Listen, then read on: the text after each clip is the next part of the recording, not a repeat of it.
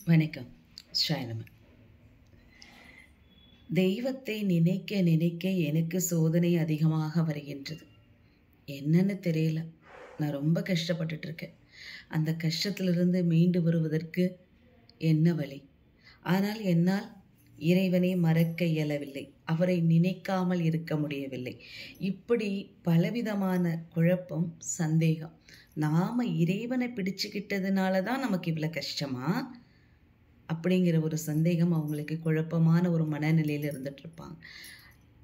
பல பேர்த்துக்கிட்ட பேசும்போது, நீ இந்த வழியில் போனால் சரியாகும், நீ இந்த வழியில் போனால் சரியாயிருக்கும், நீ இந்த வழியில் போனால் சரியாயிருக்கும், இப்படி போனால் அப்படி பலவிதமான மனமாற்றத்தை ஏற்படுத்தி ஒரு குழப்பத்தை ஏற்படுத்தி இருப்பாங்க. அப்போது இந்த பக்கம் போகிறது நல்லதா, அந்த பக்கம் போகிறது நல்லதா அப்படின்னு மதில் மேல் பூனையாக நின்று கொண்டு குழப்பமடைந்து இருப்பாங்க.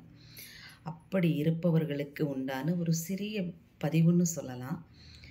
அதாவது, இறைவனை நினைக்க நினைக்க நிச்சயமாக சோதனை உண்டாகும், வரும். அப்போ தானே உங்கள் கர்மா தீரும். கர்ம வினையானது எப்படி தீரும்? நம்ம கஷ்டப்பட்டு துன்பப்பட்டு இந்த மாயைங்கிற இந்த விஷயத்திலிருந்து பற்று இல்லாமல் வெளிவரக்கூடிய ஒரு விஷயம் பக்குவப்படுத்துறது தான் இந்த கஷ்டப்படுத்துறது.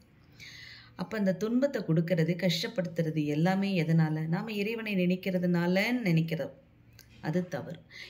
இறைவனை, அந்த இறை சக்தியை, உங்களுக்கு மேல் இருக்கக்கூடிய ஒரு சக்தியை நீங்கள் நினைக்கிறதுனால தான் இந்த க்ஷணம் நீங்கள் நல்லா இருக்கீங்க. இறைவன் கஷ்டத்தை கொடுத்தாலும் உங்களை பக்குவப்படுத்துகிறார். வாழ்க்கையுடைய அம்சத்தை எப்படி புரிஞ்சுக்கிறது அப்படிங்கிற ஒரு அறிவை, தெளிவை, பக்குவத்தை கொடுத்துட்ருக்கார். சோதனையை கொடுத்தாலும் முடிவில் அவரே ஆதரிப்பார், அவரே சாதனையை செய்ய வைப்பார். முழுமையாக இறைவனை சரணாகதி அடைந்தவர்களுக்கு அவருடைய அருமை, பெருமை தெரியும். அனுபவித்தவர்களுக்கு முழுவதுமாக புரியும். இறை சக்தியை நாம் வசியம் பண்ணலாம். எப்படி? தூய்மையான மனதுடன் ஆத்மார்த்தமாக உள்ளுக்குள் வைத்து கொண்டு அவரை அனுக்ஷணமும் மனதார நினைச்சு ஜெபதபம் செய்யலாம்.